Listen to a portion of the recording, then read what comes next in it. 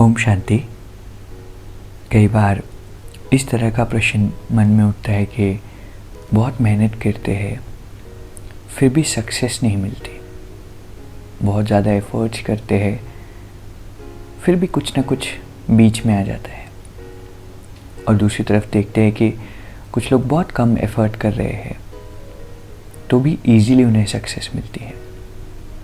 तो आज हम इसके कारण को भी समझेंगे कि ऐसा क्यों होता है और उसके निवारण को भी समझेंगे कि अगर ऐसा हो रहा है तो हमें क्या करना चाहिए।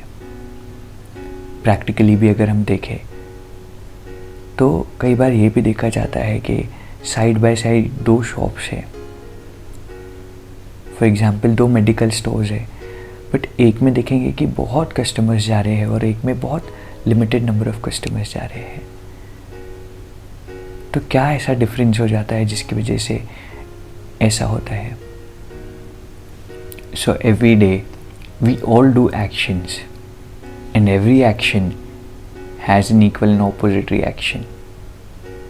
सो if I am doing wrong karma, then the equal and opposite reaction is wrong repercussion. If I am doing right karma, then the equal and opposite reaction is the right repercussion.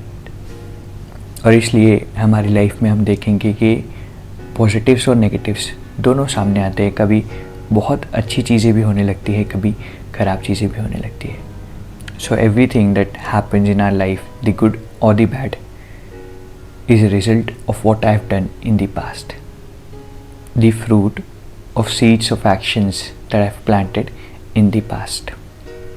अब अगला question ये उठ सकता है कि कई बार इतना बुरा हो जाता है, इतना ख़राब कर्म तो मैंने अपनी लाइफ में नहीं किया, छोटे मोटे गलत कर्म किए तो हो सकता है छोटे मोटे रॉन्ग फ्रूट्स उसके आए, लेकिन इतनी बड़ी चीज़ तो हम लाइफ को सिर्फ एक लिमिटेड दायरे में देख रहे होते हैं, सिर्फ इस बर्थ में देख रहे होते हैं। As a soul we have taken a lot of births and the catch is I don't know what actions I have performed in the previous births. So actually in this journey of life what is going to come I am not aware of it because I am not aware of the past karmas that I have done. So in the movie of life I am completely not aware of what is going to come in the future, because I'm completely unaware of what karmas I've done in the past. And that's why sometimes it becomes really important to take life one day at a time. And also it becomes important for us to accept that whatever is happening in my life is merely a result of the past karmic account that only and only I have created, and no one else has done that for me. And that's why it's being said that not even a single punch, not even a single blow is undeserved. So now, having realized that whatever is coming in my life, or if I am not able to achieve something, then maybe some karmic account is interfering. And that's why हम देखते हैं कि एक medical store पे बहुत भीड़ है because he has a good karmic account which is coming back to him, और दूसरे पर नहीं है. So it's the philosophy of karmic account. And I think every one of us can relate to such examples in our lives. कुछ लोग बहुत कम मेहनत में बहुत आगे बढ़ जाते हैं. They have not worked really hard, but exam में रिजल्ट बहुत अच्छा आ गया.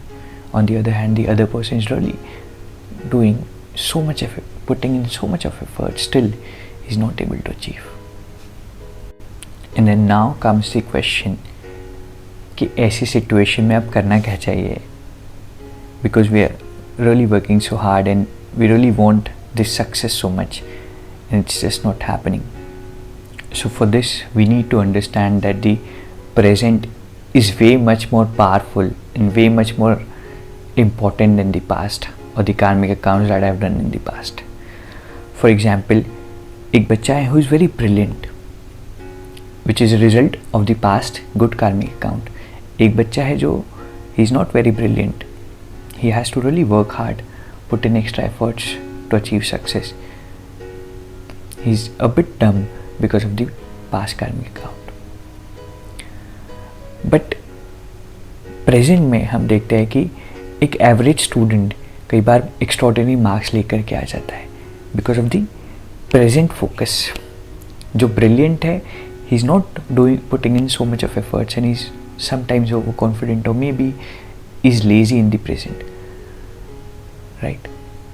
So now, as I've realized that I've done something wrong in the past, I have to completely shift my consciousness, shift my efforts to the present, and put in extra efforts to overcome the past karmic account.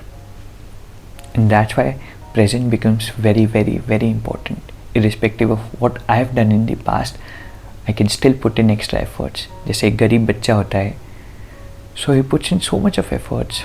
He has to put in so much of efforts actually to clear the exam or to overcome the circumstances.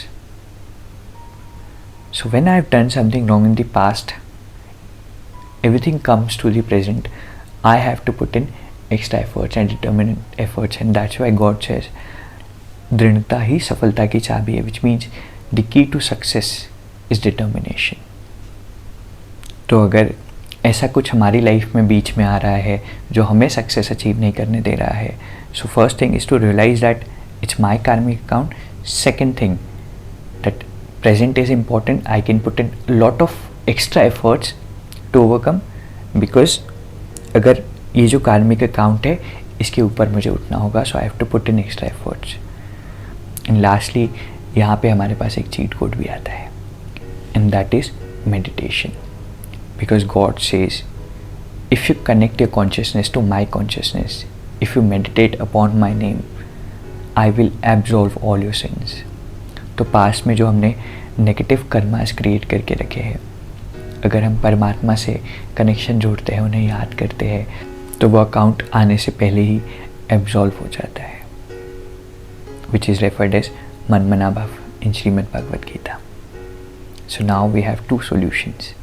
One is to put in extra efforts, two is to have a deep connection with the divine which changes my fortunes. So I hope this solves your problem. Om Shanti.